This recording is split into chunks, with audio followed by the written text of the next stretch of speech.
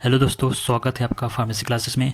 अगर आप सर्च कर रहे हैं कि pharmacy D Pharm second year में जो सब्जेक्ट है फार्मेसी लॉ एंड एथिक्स का सबसे मोस्ट इंपॉर्टेंट चैप्टर क्या है, जिससे हर साल क्वेश्चन पूछे जाते हैं, अगर पूछे जाते हैं तो कौन कौन से चैप्टर हैं जो मोस्ट इंपॉर्टेंट है और हर चैप्टर का कितना वेटेज है, इस वीडियो में हम बताएंगे। तो वीडियो को पूरा ध्यान से देखिएगा।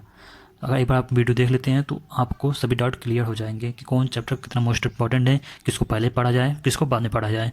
तो वीडियो को पूरा ध्यान से देखिएगा। अगर आप ये चैप्टर कंप्लीट कर लेंगे जो मैं बताऊंगा, तो आपका 100% मैं बता रहा हूँ कि आपका फार्मेसी लॉ एंड एथिक्स में बैक नहीं लगेगा, आप अच्छे नंबर से पास आउट करेंगे। अगर विश्वास नहीं होता है जो मैं बताने वाला हूँ चैप्टर, मोस्ट इंपॉर्टेंट चैप्टर, तो मैंने वही कर मैंने अभी जो 2024 का पेपर है उसमें अच्छे खासे स्कोर किए हैं। और उस वीडियो का लिंक इस डिस्क्रिप्शन में और आई बटन में दे रहा हूँ, आप उसे चेक करके देख सकते हैं कि मैंने इसी चैप्टर को पढ़ के मैंने इतना अच्छा स्कोर किया है। आप भी ऐसे पढ़ के आप इसको स्कोर कर सकते हैं अच्छा से अच्छा। तो वीडियो को पूरा ध्यान से देखिएगा क्योंकि 2 ही महीना बचा है आपका एग्ज़ाम होने में। तो सबसे पहले हम जान लेते हैं फार्मेसी लॉ एंड एथिक्स का में चैप्टर फर्स्ट के बारे में बात करेंगे।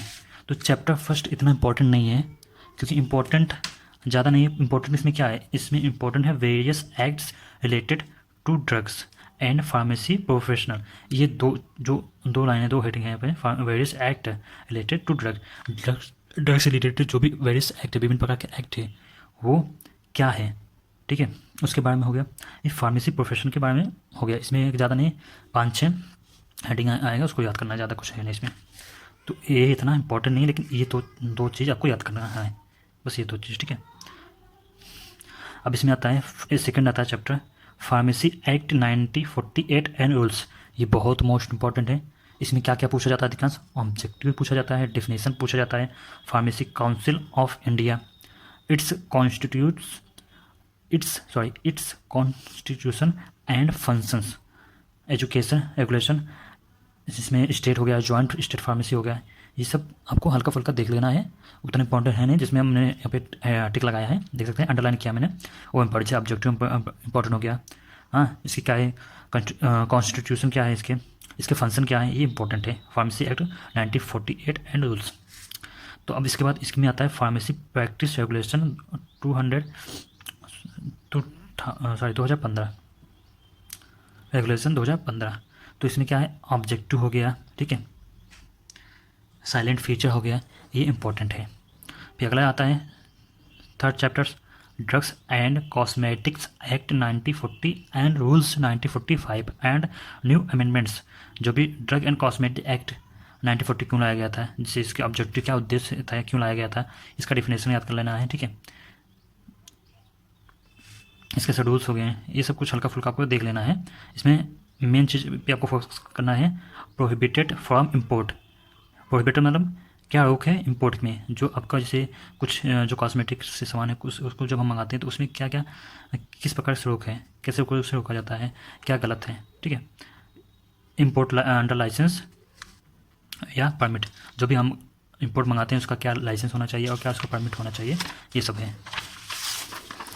तो अगला चैप्टर आता है, इसी में अगला टॉपिक आता है मैन्युफैक्चर ऑफ ड्रग्स में क्या है, prohibition of manufacture and sale of certain drugs. जो भी क्या क्या दवाई पर रोक हैं, किस किस दवा का हम नहीं बना सकते हैं, कब बना सकते हैं, ये आपका आएगा। इसमें और एक इम्पॉर्टेंट है, देख सकते हैं यहाँ पे लोन लाइसेंस या अंडरलाइन है ना, लोन लाइसेंस कैसे काम करता है, उसके बारे में हमको क्या क्या पढ़ना है, ठीक है। यहाँ पे उसके बारे में कुछ जानकारी आपको इकट्ठा कर लेना है, जैसे लोन लाइसेंस क्या होता है, ठीक है, उसके ऑब्जेक्टिव क्या होते हैं, वो कैसे काम करता है, ठीक है, ये सभी आपको याद करना है। इसके बाद आता है study of schedule C and C1, GH1, ये सब आता है, लेकिन आपको इसमें C एंड C1 आपको ज़्यादा मेन है, ये पूछा जाता है। इसमें आपका शॉर्ट में पूछ लेगा, या कभी 3 नंबर पूछ लेगा या 5 नंबर पूछ लेगा, या तो पूछेगा 1 नंबर, 3 नंबर या 5 नंबर में पूछेगा क्वेश्चन आपका। तो आपको ये जान लेना है कि कौन कौन से शेड्यूल से क्या क्या काम करते हैं, बस इतना याद रखना कि आपको 1-2 नंबर दे ही देगा। तो सेल्स ऑफ ड्रग्स, सेल्स मतलब जो ड्रग्स को सेल्स करते हैं, जैसे होलसेल हो गया, रिटेल हो गया, सेल हो गया, ठीक है, ये तो हल्का सा आपको देख लेना है। इसमें ये थर्ड चैप्टर में लास्ट इंपॉर्टेंट है ये administration of act and rules. इसमें क्या है, ड्रग्स टेक्निकल एडवाइजरी बोर्ड, ये आपको पूछा जाता है, ये पक्का पूछेगा, ये 5 नंबर पूछ लेगा। ये बहुत आसान है कि इसमें कितने मेंबर्स होते हैं, क्या क्या मेंबर्स होते हैं, जो मेंबर्स होते हैं कि कहाँ कहाँ से अपॉइंटमेंट किए जाते हैं, कौन अपॉइंटमेंट करता है। ठीक है, ये ज़्यादा नहीं है, कुछ है बहुत ही कम ही शॉर्ट में है, लेकिन याद कर लेंगे। अगर 5 नंबर पूछ लेगा आपका ना तो बहुत फायदा होगा। फायदा ये होगा कि समय भी बचेगा आपका और पेज भी बचेगा। कम ही पेज में आप 5 नंबर गेन कर सकते हैं। तो ये बहुत फ़ायदा है इसमें। ये पूछा जाता है इसमें, जैसे टेक्निकल एडवाइजरी बोर्ड, क्योंकि मेरे बारे में पूछा गया था, मैंने याद किया था, लेकिन टाइम नहीं मिल पाता है, इसलिए नहीं लिख पाया। और यहाँ पे सेंट्रल ड्रग्स लेबोरेटरी हो गया, ड्रग्स हो गया, हाँ, ये सब पूछा जाएगा यहाँ पे। देखिए, और आपको एक याद करना है, ड्रग इंस्पेक्टर्स। इसमें ड्रग इंस्पेक्टर में पूछ लिया जाएगा कि उसका ट्रेनिंग कितना, कैसे, उसका एलिजिबिलिटी क्या है, क्वालिफिकेशन क्या होगा, ये सब पूछ लेता है। शॉर्ट में पूछ लेगा, भी लॉन्ग में पूछ लेगा, ये पूछा जाता है, ध्यान दीजिएगा। तो अगला चैप्टर आता है 4th चैप्टर। ये मोस्ट इंपॉर्टेंट, देखिए यहाँ पे 2 स्टार लगाया, यानी 3 स्टार। मैं अपने हिसाब से अपना लिखता था कि हाँ, कि मैंने कितना स्टार लगाया। मैंने अपने हिसाब से 2 स्टार 3 स्टार लगाया था, क्योंकि 3 स्टार तक हाईएस्ट होता है मेरे हिसाब से। तो मैंने 2 स्टार लगाया, मतलब ये इंपॉर्टेंट है ये भी। तो narcotic drugs and psychotropic substance act 1985 and rules, मतलब कि या रूल्स में आपको क्या पढ़ना है, कंट्रोल एंड रेगुलेशन, मतलब कैसे कंट्रोल होता है, रेगुलेशन कैसा होता है, ऑफेंस एंड पेनल्टी, ये पूछा जाता है इसमें। इसमें आपका ये सब कम इंपॉर्टेंट है, जबकि ये इंपॉर्टेंट आता है, कंट्रोल एंड रेगुलेशन हो गया, ऑफेंस एंड पेनल्टीज हो गया, ये इंपॉर्टेंट है ये टॉपिक। तो अब चैप्टर 5 आ गया। चैप्टर 5 में आ गया ड्रग,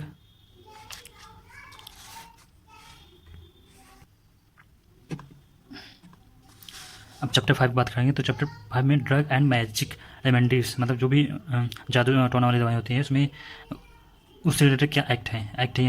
यहाँ पे देख सकते 1954। अगर आप यही आप सिलेबस इसका याद कर लेंगे तो आपको कम से कम 10 से 15 नंबर आपका ऐसे ही बन जाएगा, क्योंकि पूछ लेगा drug and magic remedies act कब आया था। तो आपको याद होगा 1954 में आया था, तो आप आराम से लिख सकते हैं। तो इसमें क्या पूछा जाता है, प्रोहिबिशन ऑफ सर्टन एडवर्टीजमेंट्स, ठीक है, और ऑफेंस ऑफ पेनल्टीज, ये आपका इंपॉर्टेंट है। और 6th चैप्टर में आ गया prevention of cruelty to animals act 1960। तो इसमें क्या आ गया आपका इंस्टीट्यूशनल एनिमल्स एथिक्स कमेटी हो गया, ये आपका ज़्यादा पूछा जाता है इसमें, और उतना इंपॉर्टेंट नहीं है। और 7th चैप्टर इंपॉर्टेंट है, यहाँ पे देख सकते हैं, यहाँ पे डबल स्टार लगा है। यहाँ पे पॉइजन एक्ट 1990 में इंट्रोडक्शन हो गया, ऑब्जेक्टिव हो गया, ये सब पूछा जाता है। इसमें से कुछ भी पूछ लेगा, ठीक है। मैंने जो यहाँ पर टिक लगाया ना, ये इंपॉर्टेंट है, क्योंकि ये पूछा जाता है आपका, जो अंडरलाइन किया है। अब अगर मैंने यहाँ कोई अंडरलाइन नहीं किया, मतलब ये चैप्टर ही आपका पूरा इंपॉर्टेंट है। तो 8वां चैप्टर का मतलब क्या है, 8वां चैप्टर में क्या है, तो FSSAI मतलब food safety and standards authority of India. कई बार आपका इसका फुल फॉर्म पूछ लिया जाएगा कि इसका फुल फॉर्म क्या होगा, आपको ये ऑप्शन में दे देगा, या ऑप्शन में देगा ही नहीं, आपको लिखना होगा फुल फॉर्म बस 1 नंबर में। तो आप आराम से कर सकते हैं इसको, बस इसको याद कर लीजिए कि ये एक्ट इतने में आया था, इसका क्या काम है, इसमें क्या है, इंपॉर्टेंट क्या है। इसमें इंपॉर्टेंट है मैन्युफैक्चर हो गया, स्टोरेज हो गया, फिर फूड सप्लीमेंट क्या होगा, ये इंपॉर्टेंट है टॉपिक इसमें। तो अब चैप्टर आएगा 9 में चैप्टर में बात करने वाले हैं। 9 में आपका नेशनल फार्मास्यूटिकल प्राइजिंग अथॉरिटी, जिसमें ड्रग के प्राइस का कैसे कैलकुलेशन किया जाता है, कैसे मान रखा जाता है कि जो दवा है वो सही है कि नहीं है, उसका प्राइस सही है कि नहीं है। तो इसमें ड्रग प्राइस कंट्रोल ऑर्डर होगा, जिसे DPCO कहते हैं, 2013 में आया था। इसका क्या ऑब्जेक्टिव है, ये भी आपको याद कर लेना है। सेल्स हो गया, जिससे मतलब प्राइस ऑफ बल्क ड्रग्स हो गया, कितना होना चाहिए, रिटेल प्राइस ऑफ फॉर्मुलेशन क्या होगा, retail price and selling price क्या होता है। तो ये सबको आपको मतलब कि आपको पढ़ लेना है बुक से, या कहीं यूट्यूब सर्च कर, आप अगर कमेंट करेंगे तो हम इसको आसान भाषा में मैं इसका वीडियो में बना दूंगा। तो नेशनल, इसके बाद यहाँ पे देख सकते हैं national list of essential medicine, जिसे NLEM कहते हैं। तो अगला चैप्टर 10 चैप्टर है, ये ज़्यादा इंपॉर्टेंट नहीं है। इसमें देखिए कि इसमें कोड ऑफ फार्मास्यूटिकल एथिक्स पूछा जाएगा। इसमें कोड क्या होगा, इसमें देखें, इसमें क्या है, कोड ऑफ इथिक्स, बस ये पूछा जाएगा। जैसे उसके जॉब से रिलेटेड क्या हो गया, प्रोफेशन से क्या होगा, और उसका ओथ्स क्या होते हैं जो हमसे बता लेते हैं, ये सब हो गया। अब चैप्टर 11 हो गया medical termination of pregnancy act 90, medical termination of pregnancy act and rules. तो उसके बेसिक अंडरस्टैंडिंग क्या है, साइलेंट फीचर क्या है, अमेंडमेंट क्या क्या हुए थे, ये इंपॉर्टेंट नहीं है, सभी इंपॉर्टेंट है इसमें। तो 12 चैप्टर आ गया। इसमें टोटल चैप्टर में क्या है, role of all the government pharma regulator bodies, जैसे हो गया CDS को हो गया, IPC क्या हो गया, इसका क्या काम होता है, इसका क्या महत्व है, ऑब्जेक्टिव हो गया, ये सब आपको पूछा जाएगा। डेफिनेशन ऑब्जेक्टिव हो गया, ठीक है, इसके अंदर क्या पावर्स होते हैं। और 13 चैप्टर आएगा गुड रेगुलेटरी प्रैक्टिस, मतलब जैसे गुड रेगुलेटरी प्रैक्टिस में जैसे आता है GPP कहते हैं, जैसे गुड फार्मेसी पैरास्टिक्स हो गया वैसे ये भी हो गया। तो इसमें क्या डॉक्यूमेंटेशन क्या हो गया, लाइसेंस हो गया, रेवेन्यू हो गया, ई गवर्नेंस क्या हो गया, ये सब पूछा जाएगा। इसमें जैसे ई गवर्नेंस ज़्यादा पूछा जाता है। 14 चैप्टर में क्या पूछा जाएगा, क्या है इसमें इंट्रोडक्शन ऑफ BCS है सिस्टम।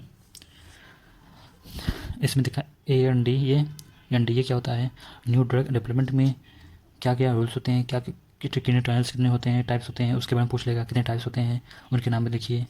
और जो भी पेटेंट लॉ क्या कहता है, कौन सी दवा पेटेंट होगा, कौन सी दवा पेटेंट नहीं होगा कब, उसके बारे में यहाँ पे 14 चैप्टर में लिखा गया है, बताएगा। तो 14 चैप्टर आपको इंपॉर्टेंट है, जो यहाँ पे अंडरलाइन लगा है उसको आपको पढ़ के जाना है। तो 15 चैप्टर में आ गया ब्लड बैंक हो गया, इसके बारे में तो पढ़ना ही पढ़ना है क्योंकि 5 मार्क्स ये पूछा जाता है, इससे नीचे नहीं पूछा जाता है। इसमें आपको क्या पढ़ना पड़ेगा, बेसिक रिक्वायरमेंट एंड फंक्शन, बस 2 चीज़ चाहिए। क्या बेसिक रिक्वायरमेंट होना चाहिए, ब्लड बैंक अगर आप क्लिनिक खोलते हैं, कुछ खोलते हैं ब्लड बैंक के लिए रिलेटेड, आप क्लिनिक खोलते हो या उसका स्टोरेज करते हैं, तो उसके क्या क्या आपके पास इक्विपमेंट होना चाहिए, ठीक है, रिक्वायरमेंट में, ठीक है। उसके फंक्शन क्या होते हैं, ये सब चीज़ आपको चाहिए मतलब आपको पता होना चाहिए।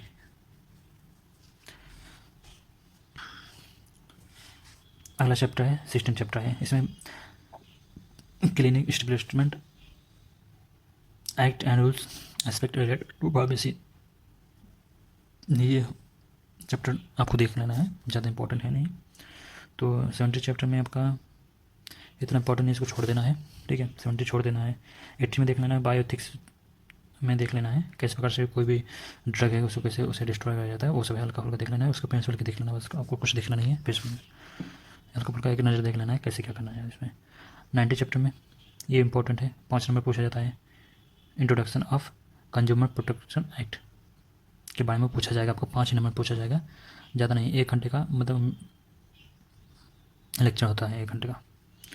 अब 90 और 20 में introduction to disaster management act, ये भी आपको याद कर लेना, क्योंकि ये आप अगर याद कर लेंगे तो आपका ये जो EVS होता है EVS में आएगा,